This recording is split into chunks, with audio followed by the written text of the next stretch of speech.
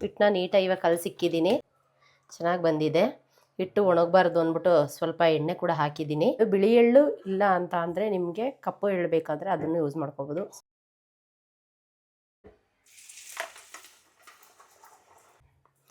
ಎಣ್ಣೆ ಜೊತೆ ಮಿಕ್ಸ್ ಮಾಡಿದಾಗ ಈ ಥರ ಹಿಂಗೆ ಉಂಡೆ ಕಟ್ಟಿದಾಗ ಇದು ಉಂಡೆ ಆಗೋ ರೀತಿ ಇರಬೇಕು. ಬೇಕ್ರಿಲಿ ಸಿಗುವಂಥ ನಿಪ್ಪಟ್ಟು ರೆಡಿಯಾಗಿದೆ. ಇಡ್ತಾರ ಅಂದರೆ ಚಪಾತಿ ಇಡ್ತಾರ ಅಂತಂದರೆ ಅಷ್ಟು ಗಟ್ಟಿನೂ ಬೇಡ, ಅಷ್ಟು ತೆಳ್ಳೂ ಬೇಡ. ಹುರ್ಗಡ್ಲೆ ಮತ್ತು ಇದು ಕಡಲೆ ಬೀಜ ಮತ್ತು ಗೋಡಂಬಿ. ಹಾಯ್ ಹಲೋ ಎಲ್ರಿಗೂ ನಮಸ್ಕಾರ, ವೆಲ್ಕಮ್ ಟು ಆಶಾ ಅಡುಗೆ ಮನೆ ಯೂಟ್ಯೂಬ್ ಚಾನಲ್. ಇವತ್ತು ನಾನು ನಿಪ್ಪಟ್ಟು ಮಾಡ್ತಾಯಿದ್ದೀನಿ. ನಿಪ್ಪಟ್ಟು ಮಾಡೋದಕ್ಕೆ ಏನೇನು ತೊಗೊಂಡಿದ್ದೀನಿ ತೋರಿಸ್ತೀನಿ ಬನ್ನಿ.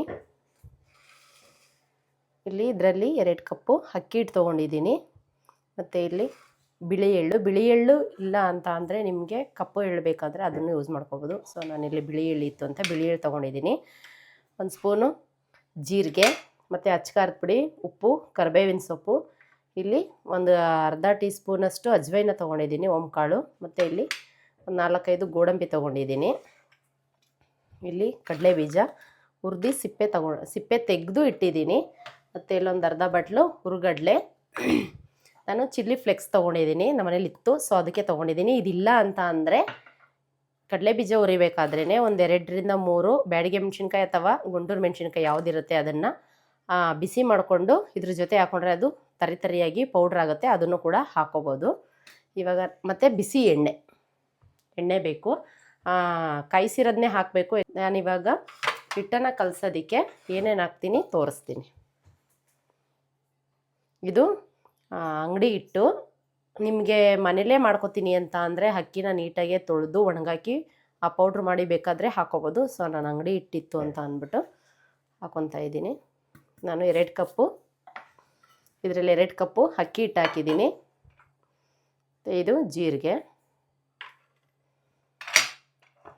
ಇದು ಕರಿಬೇವಿನ ಸೊಪ್ಪು, ಕೊತ್ತಂಬರಿ ಸೊಪ್ಪನ್ನು ಕೂಡ ಹಾಕ್ಬೋದು. ನಾನು ಕರಿಬೇವಿನ ಸೊಪ್ಪು ಇತ್ತಲ್ಲ ಅಂತ ಅಂದ್ಬಿಟ್ಟು ಹಾಕ್ತಾಯಿದ್ದೀನಿ. ಬಿಳಿ ಎಳ್ಳು, ಗೋಡಂಬಿನ ಕಡಲೆ ಬೀಜ ಪೌಡ್ರ್ ಮಾಡ್ತೀವಲ್ವ, ಸೊ ಅದಕ್ಕೆ ಹಾಕ್ಕೊಂಡು ತರಿಯಾಗಿ ಪೌಡ್ರ್ ಮಾಡ್ಕೊತೀನಿ. ಇದು ಅಜ್ವೈನ, ಮತ್ತು ರುಚಿಗೆ ಉಪ್ಪು, ನಮಗೆ ಎಷ್ಟು ಬೇಕು ನೋಡಿಕೊಂಡು ಉಪ್ಪು ಹಾಕೋಣ. ಮತ್ತು ನಿಮಗೆ ಖಾರ ಬೇಕು, ನಿಪ್ಪಟ್ಟು ತಿನ್ನಬೇಕಾದ್ರೆ ಖಾರ ಇರಲಿ ಅಂತ ಅಂದರೆ ಜಾಸ್ತಿ ಹಾಕೋಬೋದು, ಇಲ್ಲ ಬೇಡ ಮಕ್ಕಳೆಲ್ಲ ತಿಂತಾರೆ ಆಗಿದ್ದರೆ ಸ್ವಲ್ಪ ಹಾಕ್ಕೊಳ್ಳಿ. ಆಮೇಲೆ ಖಾರ ಚೆನ್ನಾಗಿ ತಿಂತಾರೆ, ಸೊ ಅದಕ್ಕೋಸ್ಕರ 1.5 ಟೇಬಲ್ ಸ್ಪೂನಷ್ಟು ಚಿಲ್ಲಿ ಪೌಡ್ರ್ ಹಾಕ್ತಾಯಿದ್ದೀನಿ. ಸೊ ಇವಾಗ ಇದನ್ನೆಲ್ಲ ಒಂದು ಸಲ ಮಿಕ್ಸ್ ಮಾಡೋಣ. ನಾನಿವಾಗ ಚಿಲ್ಲಿ ಫ್ಲೆಕ್ಸ್ ಹಾಕ್ತಾಯಿದ್ದೀನಿ. ಇದಿಲ್ಲ ಅಂತ ಅಂದರೆ ಆ ಮೆಣಸಿನ್ಕಾಯಿನ ಬಿಸಿ ಮಾಡಿ ಹಿಂಗೆ ಕೈಲಿ ನುರ್ಕಿದ್ರೆ ಅದು ಪೌಡ್ರ್ ಆಗುತ್ತೆ, ಅದನ್ನು ಕೂಡ ಹಾಕೋಬೋದು.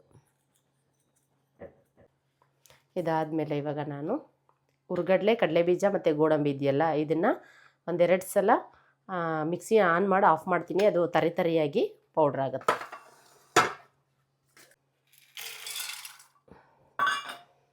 ಹುರ್ಗಡ್ಲೆ ಮತ್ತು ಇದು ಕಡಲೆ ಬೀಜ ಮತ್ತು ಗೋಡಂಬಿ ಜಾಸ್ತಿ ಬೇಕು ಅಂದರೆ ಹಾಕ್ಕೊಳ್ಳಿ, ಇಲ್ಲ ಅಂತ ಅಂದರೆ ಆಪ್ಷನಲ್ಲು, ಬೇಡ ಅಂದರೂ ಪರವಾಗಿಲ್ಲ. ನೀಟಾಗಿ ತರಿಯಾಗಿದೆ. ಇದನ್ನು ನಾನು ಹುರ್ಗಡ್ಲೆ, ಗೋಡಂಬಿ, ಕಡಲೆ ಬೀಜ ಎಲ್ಲ ತರಿಯಾಗಿದ್ದರೆ ನಿಪ್ಪಟ್ಟು ತಿನ್ನಬೇಕಾದ್ರೆ ಅದು ಎಣ್ಣೆಯಲ್ಲಿ ಕರೆದಿರ್ತೀವಲ್ವ, ಸೊ ಕ್ರಿಸ್ಪಿನೆಸ್ಸೇ ಚೆನ್ನಾಗಿರುತ್ತೆ. ಸೊ ಅದಕ್ಕೇ ನಾನು ತರಿಯಾಗಿ ಹೊಡ್ಕೋಬೇಕು. ಇಲ್ಲ ಅಂತ ಅಂದರೆ ಕಡಲೆ ಹುರಿದು ಈ ಥರ ಪೌಡ್ರ್ ಮಾಡಿ ಹಾಕಿಲ್ಲ ಅಂತ ಅಂದರೆ ಕಡಲೆ ಹಿಟ್ಟನ್ನು ಕೂಡ ಹಾಕ್ಕೋಬೋದು, ಚೆನ್ನಾಗಿರುತ್ತೆ. ಸೊ ಇವಾಗ ನಾನು ಇದಕ್ಕೆ ಸ್ವಲ್ಪ ಕಾಯಕ್ಕೆ ಎಣ್ಣೆ ಇಟ್ಟಿದ್ದೀನಿ, ಬಿಸಿ ಎಣ್ಣೆನ ಹಾಕ್ತೀನಿ. ಬಿಸಿ ಎಣ್ಣೆ ಇದು ಹಾಕಿದಾಗ ಈ ಥರ ಚೊರ್ರಂತ ಸೌಂಡ್ ಬರಬೇಕು ಅಂತ ಅಷ್ಟೇ ನೋಡಿ. ಇವಾಗ ಇದು ಎಣ್ಣೆ ಬಿಸಿ ಇದೆ, ಇದರಲ್ಲೇ ಮಿಕ್ಸ್ ಮಾಡೋಣ. ಎಲ್ಲ ಡ್ರೈ ಐಟಮ್ಸ್ನು ಕೂಡ, ಇಂಗ್ರೀಡಿಯೆಂಟ್ಸ್ನು ಕೂಡ ನೀಟಾಗಿ ಎಣ್ಣೆ ಜೊತೆ ಮಿಕ್ಸ್ ಆದಾಗ ಚೆನ್ನಾಗಿರುತ್ತೆ. ಆಮೇಲೆ ಸ್ವಲ್ಪನೇ ನೀರು ಹಾಕ್ಕೊಂಡು ಚಪಾತಿ ಹಿಟ್ಟು ಅಂದರೆ ಚಪಾತಿ ಹಿಟ್ಟು ಅಂತಂದರೆ ಅಷ್ಟು ಗಟ್ಟಿನೂ ಬೇಡ, ಅಷ್ಟು ತೆಳ್ಳೂ ಬೇಡ. ನಿಪ್ಪಟ್ಟು ತಟ್ಟಕ್ಕೆ ಹಿಂಗೆ ಕೈ ಮೇಲೆ ಹಾಕ್ಕೊಂಡು ತಟ್ಟಕ್ಕಾಗುವಷ್ಟು ಹದವಾಗಿ ಕಲಿಸ್ಕೊಳ್ಳೋಣ. ಇವಾಗ ನೀಟಾಗಿ ಕೈಯಲ್ಲಿ ಮಿಕ್ಸ್ ಮಾಡ್ತಾಯಿದ್ದೀನಿ ನೋಡಿ, ಈ ಥರ ಅದು ಸಣ್ಣ ಸಣ್ಣ ಧನಿಯಾ ಕಾಳು ಇರುತ್ತಲ್ಲ, ಧನಿಯಾ ಕಾಳೆಲ್ಲ ಹಾಕಿರ್ತಾರೆ. ಅದ್ರದ್ದು ಇಷ್ಟ ಇರೋರು ಹಾಕೋಬೋದು, ಇಲ್ಲ ಅಂತ ಅಂದರೆ ಅದು ಫ್ಲೇವರ್ ಇಷ್ಟ ಆಗಿಲ್ಲ ಅಂತ ಅಂದರೆ ಏನು ಹಾಕೊಳ್ಳೋದು ಬೇಡ. ಮತ್ತು ಬೆಳ್ಳುಳ್ಳಿನೂ ಕೂಡ ಸ್ಮ್ಯಾಶ್ ಮಾಡಿ ಜಜ್ಜಿ ಹಾಕಿರ್ತಾರೆ. ಸೊ ನಾನು ಏನೂ ಹಾಕಿಲ್ಲ. ನಿಮಗೆ ಬೇಕಂದರೆ ಬೆಳ್ಳುಳ್ಳಿ ಫ್ಲೇವರ್ ಚೆನ್ನಾಗಿರುತ್ತೆ, ಹಾಕ್ಕೊಳ್ಳಿ. ಎಣ್ಣೆ ಜೊತೆ ಮಿಕ್ಸ್ ಮಾಡಿದಾಗ ಈ ಥರ ಹಿಂಗೆ ಉಂಡೆ ಕಟ್ಟಿದಾಗ ಇದು ಉಂಡೆ ಆಗೋ ರೀತಿ ಇರಬೇಕು. ಇವಾಗ ನೀಟಾಗೆಲ್ಲ ಮಿಕ್ಸ್ ಆಗಿದೆ. ಸ್ವಲ್ಪನೇ ನೀರನ್ನ ಚುಮ್ಕಿಸ್ಕೊಂಡು ಕಲಸೋಣ. ಒಂದೇ ಸಲ ಹಾಕ್ಬಿಟ್ರೆ ತೆಳುಗಾಗ್ಬಿಡುತ್ತೆ. ಸೊ ಸ್ವಲ್ಪನೇ ನೀರು ಹಾಕ್ಕೊಂಡು ನೋಡಿ.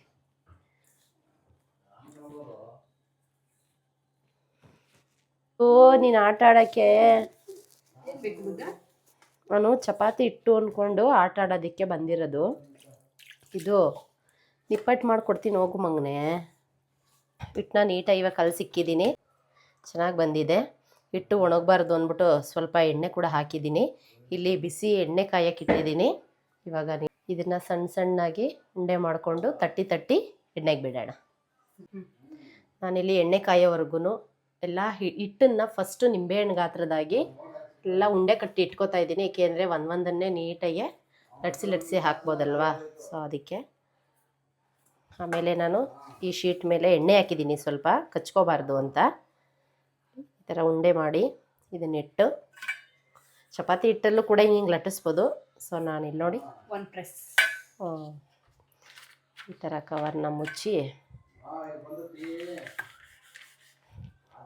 ಈಕ್ವಲಾಗಿ ನೀಟಾಗಿ ಬರುತ್ತೆ, ಸಾಕು. ಆಶಾ ಅಡುಗೆ ಮನೇಲಿ ಈ ತರ ಟಿಪ್ಸ್ ಎಲ್ಲ ಫ್ರೀಯಾಗಿ ಸಿಗ್ತಾ ಇರುತ್ತೆ.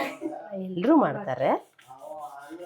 ಇನ್ನೂ ದೊಡ್ಡದು ಬೇಕು ಅಂತ ಅಂದರೆ ನೀಟಾಗಿ ಜಾಸ್ತಿ ಪ್ರೆಸ್ ಮಾಡಿದ್ರೆ, ಉಂಡೆ ದಪ್ಪ ತಗೊಂಡು ಪ್ರೆಸ್ ಜಾಸ್ತಿ ಮಾಡಿದ್ರೆ ನೀಟಾಗಿ ಆಗುತ್ತೆ. ಬೇಕ್ರಿಲಿ ಸಿಗುವಂಥ ನಿಪ್ಪಟ್ಟು ರೆಡಿಯಾಗಿದೆ.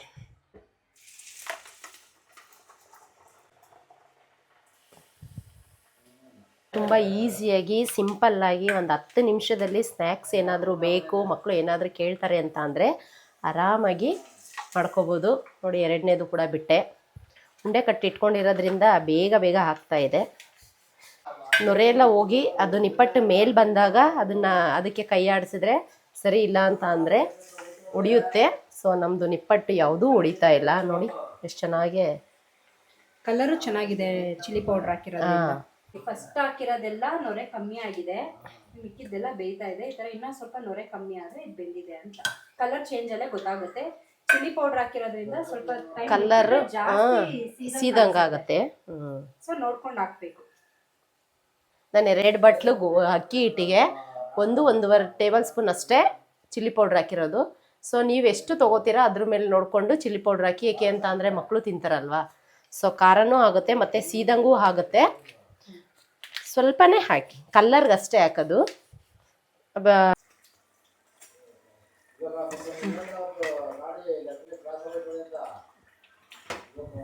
ಬೆಂದಿದೆ ಈಗ, ನಿಪ್ಪಟ್ಟುಗಳು ಬೆಂದಿದೆ. ಒಂದೊಂದನ್ನೇ ನಾನು ತೆಗಿತಾ ಇದ್ದೀನಿ. ನೋಡಿ, ಎಣ್ಣೆ ಎಲ್ಲ ನೀಟಾಗಿ ಡ್ರೈ ಆಗಿ ಬರ್ತಾ ಇದೆ.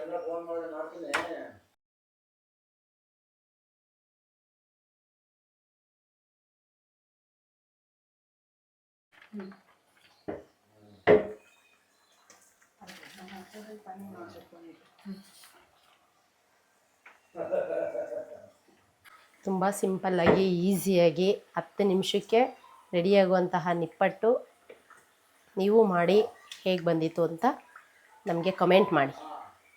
ಜಾಸ್ತಿ ಏನೂ ಐಟಮ್ಸ್ನ ಏನು ಯೂಸ್ ಮಾಡಿಲ್ಲ, ಇರುವಂತಹ ಐಟಮ್ನೇ ಯೂಸ್ ಮಾಡಿ ನಾವು ನಿಪ್ಪಟ್ಟನ್ನ ಮಾಡಿದ್ದೀನಿ. ಏಕೆಂದರೆ ಇವಾಗ ಹಬ್ಬ ಸೀಸನ್ ಸ್ಟಾರ್ಟ್ ಆಗ್ತಾ ಇರೋದ್ರಿಂದ ಇವಾಗ ನೆಕ್ಸ್ಟು ವರಮಹಾಲಕ್ಷ್ಮಿ, ಆಷಾಢ ಮುಗ್ದು ಶ್ರಾವಣ ಶುರು ಆಯಿತು ಅಂದರೆ ಹಬ್ಬದ ಸಾಲುಗಳಲ್ಲಿ ಹಬ್ಬ ಬರ್ತಾ ಇರುತ್ತೆ. ಸೊ ಅದಕ್ಕೋಸ್ಕರ ವರಮಹಾಲಕ್ಷ್ಮಿ ಹಬ್ಬ, ಗೌರಿ ಹಬ್ಬ, ಗಣೇಶ ಹಬ್ಬ ಎಲ್ಲ ಮತ್ತು ಪಕ್ಷ ಎಲ್ಲ ಬರ್ತಾ ಇರುತ್ತೆ. ಎಲ್ಲ ಹಬ್ಬಕ್ಕೂ ತಿಂಡಿ ಮಾಡ್ತಾರೆ.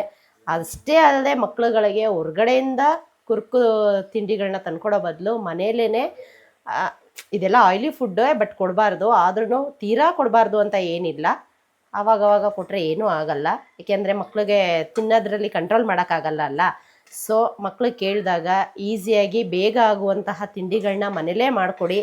ಸೊ ಅದಕ್ಕೋಸ್ಕರ ಅಂತಲೇ ನಾನು ಅವಾಗವಾಗ ನಮ್ಮ ಮಕ್ಕಳಿಗೆ ಮನೇಲೇ ಮಾಡಿಟ್ಟಿರ್ತೀನಿ, ಆದರೆ ಬೇಗ ಖಾಲಿ ಮಾಡ್ತಾರೆ ಅಲ್ಲ ಅಶ್ವಿನಿ? ದೊಡ್ಡ ಮಕ್ಳು ಹಾಂ, ಮಕ್ಕಳಿಗಿಂತ ದೊಡ್ಡವರೇ ಜಾಸ್ತಿ ಕೇಳೋದು. ಹೆಂಗಿರುತ್ತೆ ನೋಡಿ. ಈಗ ಎಲ್ಲ ನಿಪ್ಪಟ್ಟುಗಳು ರೆಡಿಯಾಗಿದೆ, ಇನ್ನೂ ಸ್ವಲ್ಪ ಇದೆ, ಅದನ್ನು ನೆಕ್ಸ್ಟು ಮಾಡ್ಕೊಡ್ತೀನಿ. ಇವಾಗ ಮಾಡಿರೋದನ್ನು ನಮ್ಮ ಮಕ್ಕಳಿಗೆ ಕೊಡ್ತೀನಿ. ಸೊ ಇವಾಗ ಇದು ನಿಪ್ಪಟ್ಟುಗಳೆಲ್ಲ ಬೆಂದಿದೆ, ಇದನ್ನು ಎತ್ತಿ ಸರ್ವಿಂಗ್ ಪ್ಲೇಟ್ಗೆ ಹಾಕೋಣ. ನಿಪ್ಪಟ್ಟುಗಳೆಲ್ಲ ರೆಡಿಯಾಗಿದೆ, ಗರಿ ಗರಿಯಾದಂತಹ ನಿಪ್ಪಟ್ಟು ರೆಡಿಯಾಗಿದೆ. ಈಗ ಸರ್ವಿಂಗ್ ಪ್ಲೇಟ್ಗೆ ಹಾಕಿ ಕಾಫಿ ಕುಡಿತಾ ಇರೋಂಥ ನಮ್ಮ ಅತ್ತೆ ಮಾವನಿಗೆ ಕೊಟ್ಟು ಟೇಸ್ಟ್ ಹೇಗಿದೆ ಅಂತ ಕೇಳೋಣ.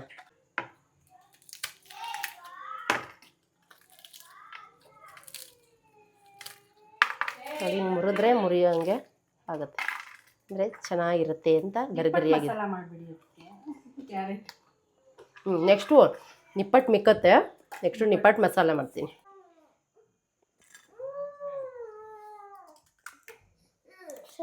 ಹಂಗಾರು ಹಿಂಗೆ ಈಗ ಮುರಿತೀನಿ ಅಶ್ವಿನಿ ನೋಡಿ. ಸೂಪರ್. ಸಕ್ಕತ್ತಾಗಿ ಬರ್ತಿತ್ತು ಸೌಂಡ್. ಈಗ ಬಂದಿರೋ ಚೆನ್ನಾಗೈತೆ, ಬೇಕ್ರಿಗಿಂತ ತುಂಬ ಚೆನ್ನಾಗೈತೆ ಟೇಸ್ಟು. ನೀವು ಮಾಡಿ. ಎಮ್ಮೆ ಬಿಟ್ಟು ಬೇರೆ ಏನಾದ್ರು ಹೇಳು ಮಗನೇ. ತುಂಬ ಚೆನ್ನಾಗಿದೆ. ಐ ಲವ್ ಯು ಅತ್ತೆ. ನಾನು ಮಾಡಿದಂತಹ ನಿಪ್ಪಟ್ಟು ನಿಮಗೂ ಇಷ್ಟ ಆದರೆ ಲೈಕ್ ಮಾಡಿ, ಶೇರ್ ಮಾಡಿ, ಕಮೆಂಟ್ ಮಾಡಿ. ನೀವು ಟ್ರೈ ಮಾಡಿ ಹೇಗೆ ಬಂದಿತ್ತು ಅಂತ ಕಮೆಂಟ್ ಮಾಡಿ. ಮತ್ತೆ ಮುಂದಿನ ವಿಡಿಯೋದಲ್ಲಿ ಸಿಗ್ತೀನಿ. ಅಲ್ಲಿವರೆಗೂ ನೋಡ್ತಾ ಇರಿ ಆಶಾ ಅಡುಗೆ ಮನೆ ಯೂಟ್ಯೂಬ್ ಚಾನಲ್.